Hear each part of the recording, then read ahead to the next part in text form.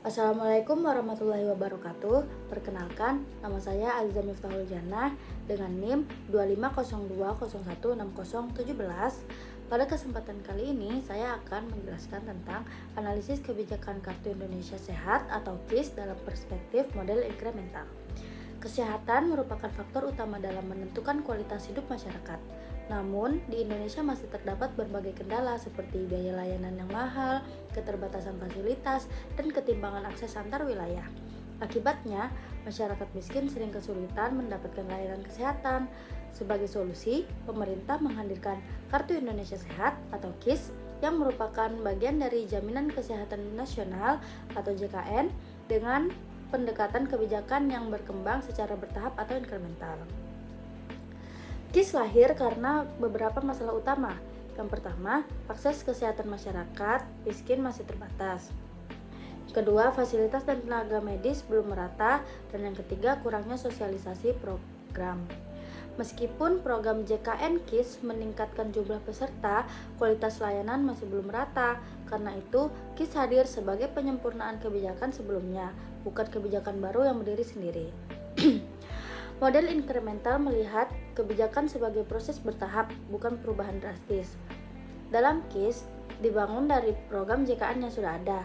Ada penambahan dan perbaikan seperti perluasan peserta, subsidi untuk masyarakat miskin atau PBI, dan peningkatan layanan.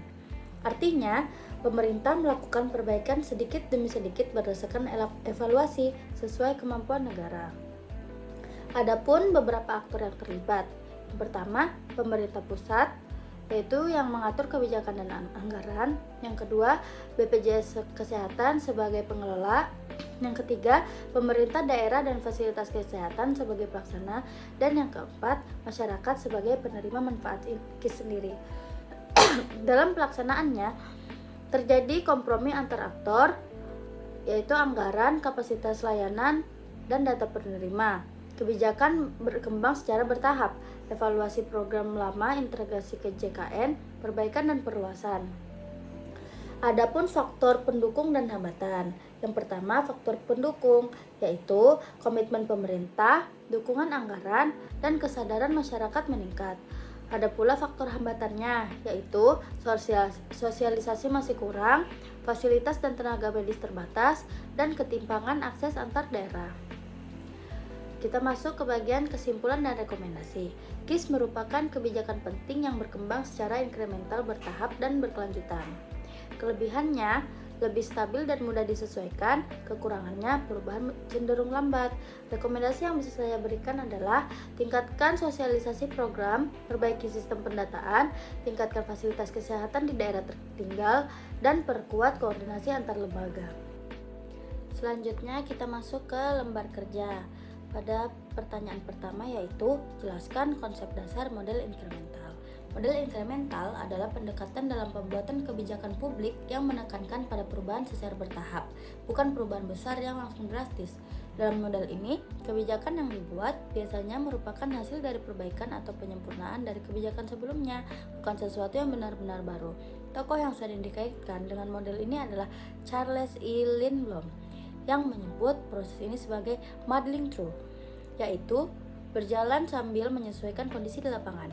Artinya, pemerintah tidak langsung membuat kebijakan yang sempurna, tetapi melakukan perubahan sedikit demi sedikit berdasarkan pengalaman, evaluasi, dan kondisi yang ada. Pertanyaan kedua, apa kelebihan dan kekurangannya? Yang pertama, ada kelebihan. Model inkremental punya beberapa keunggulan yang membuatnya sering digunakan, yaitu lebih realistis dan aman karena perubahannya dilakukan sedikit demi sedikit. Risiko kegagalan bisa ditekan. Selanjutnya, mudah disesuaikan kalau ada kesalahan. Kebijakan bisa diperbaiki tanpa harus mengubah semuanya. Menghindari konflik besar karena tidak ada perubahan drastis, biasanya lebih mudah diterima oleh berbagai pihak. Cocok untuk kondisi kompleks dalam situasi yang penuh ketidakpastian. Pendekatan bertahap, lebih fleksibel. Adapun kekurangannya, yaitu perubahan cenderung lambat karena dilakukan bertahap. Hasilnya tidak langsung terlihat signifikan. Kurang inovatif, yaitu fokus pada perbaikan kecil, membuat kebijakan jarang mengalami terobosan besar. Bisa mempertahankan masalah lama karena hanya memperbaiki sedikit. Akar masalah kadang tidak benar-benar diselesaikan. Pertanyaan ketiga, analisis satu kebijakan publik di Indonesia dengan incrementalism.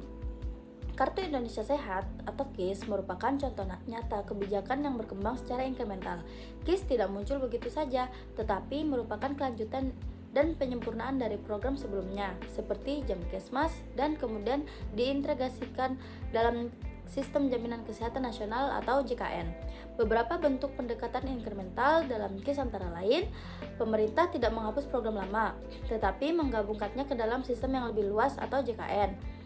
Ada perluasan peserta secara bertahap, terutama untuk masyarakat miskin melalui PBI. Perbaikan layanan kesehatan dilakukan pelan-pelan, misalnya peningkatan fasilitas dan sistem pelayanan. Sistem administrasi dan pendataannya juga terus diperbaiki dari waktu ke waktu. Berdasarkan penelitian Simbolon dan kawan-kawan, implementasi KIS di daerah masih mengalami kendala seperti kurangnya sosialisasi dan koordinasi. Hal ini menunjukkan bahwa kebijakan terus mengalami penyesuaian sesuai kondisi lapangan. Selain itu, dalam kajian Azeri dan kawan-kawan, dijelaskan bahwa pengembangan JKN KIS dilakukan secara bertahap sebagai bentuk realisasi progresif, artinya pemenuhan hak kesehatan dilakukan sesuai kemampuan negara. Dan pertanyaan terakhir yaitu, faktor apa yang mempengaruhi proses inkremental dalam kebijakan tersebut? Yang pertama, faktor politik. Yang kedua, keterbatasan anggaran. Yang ketiga, kapasitas institusi. Yang keempat, kondisi sosial masyarakat.